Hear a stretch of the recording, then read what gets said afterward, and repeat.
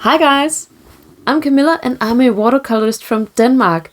And this week only, you can join my course on loose florals. It's called Loose Florals Masterclass, and this is covering everything you need to know from all the basics, leaves and foliage, and all the way to how to control your composition and intuitive painting as well. So this is a lot of stuff in this course, and it's a lot of fun as well. There's even a Facebook group for weeks starting on June 7th. Closed Facebook group for all the people joining the course, and we're going to do weekly review videos and just enjoying it and giving each other feedback and stuff like that. So this is a lot of fun, and I'm putting a link below. If you want to join, don't wait too long, because I do close the doors on June 6th at 10 p.m. Here in Denmark. So if you want to join, make sure you do it before then.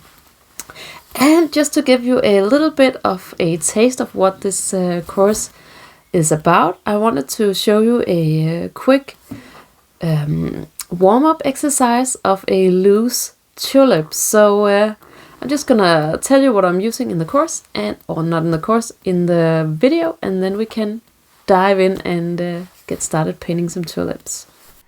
Now let's first take a quick look at the materials. I have a round brush here, size 4. It's a synthetic brush. Then a palette, it's a little bit dirty. 4 colors, Daniel Smith. It's a Pyrrol Scarlet, a new Gamboge, Quinacrodone Rose, and a SAP Green. And then of course I have water and some tissue.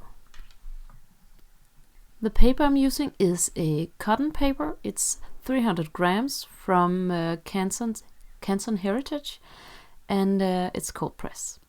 And here we go. I'm just gonna start out by applying the new Gamboge. Sorry, not in the Pyrrol Scarlet, and just doing it in quick strokes here and there. And I don't have a reference photo for this. I'm just gonna wing it.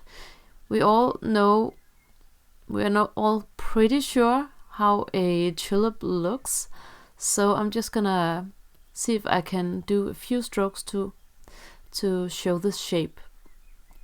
I just added a little bit of new Gamboge to the wet paint to get it flow nicely. And here I'm actually, you can see I'm just doing some C strokes where I use the tip of my brush first, then push down and lift it, and just do it in with different variations of water and letting the flowers touch each other. Don't be scared of things flowing into each other. This is totally cool. I actually really love it. And I know you have to kind of be in the right mood to love the bleeds, but if you just embrace it, it'll be so fun. And you can see I'm using different variations of paint and water ratio, and that's just to get a different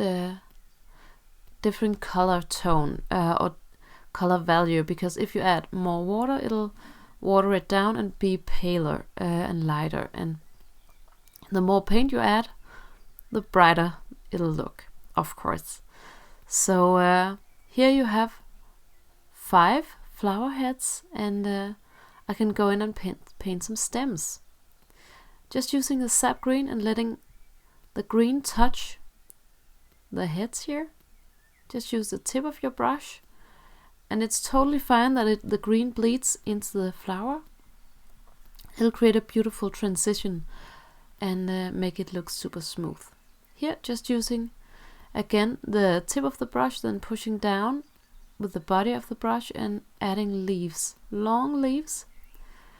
You can see how little you actually need to do. Just tipped or just twisted the brush a little bit here to get a bend in the leaf, but you really don't need to do much to get a flower that is actually looking bright and super fun. And with loose watercolor, you really need to try to work fast and just paint a lot, because if you do botanical paintings and you want it to be realistic, you can't you can't do too many paintings because it takes a long time. But with loose watercolor, you just have fun with it, create fast, and of course you can totally work in layers as well. We're going to do that in the course too, but you can work with bright colors and quick strokes as well. And just adding a few texture here to show some grass, just to give it a little bit more of an interest. And I added a little bit of the red to the leaves as well to give it a little bit of a muddy color. But here, just working with the tip of my brush to create some beautiful grass, just to ground it a little bit so it's not everywhere. And I'm just adding a little bit more color just to strengthen it a little bit. You can do this while it's still wet, and if it dries up, you can just wait for it to dry, and then that is totally fine as well. Just doing a few splatters here and there. And splatters always brightens up a painting, I have to say. That's just the way it is.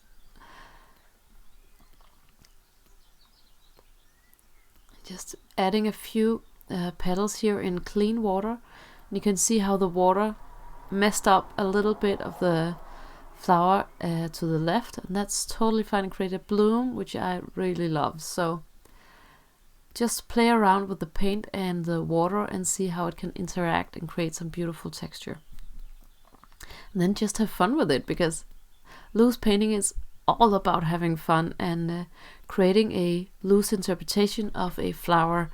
Well, in this case, unless you're doing loose painting of something else, but creating your own interpretation of this flower instead of just trying to copy the photo that you see of the flower. So this is a loose tulip, and I hope you enjoyed this very short tutorial. Now I hope you are excited about loose tulips and maybe even want to explore loose florals even more. Then just find the link below for the course Loose Florals Masterclass and make sure to sign up. And if you are watching this course after I close the doors, don't get too scared of missing it. I am going to relaunch it later in the year, so you can just sign up for the waitlist, and that's in the link below as well. So I will see you maybe in the class or maybe on other social media. Bye.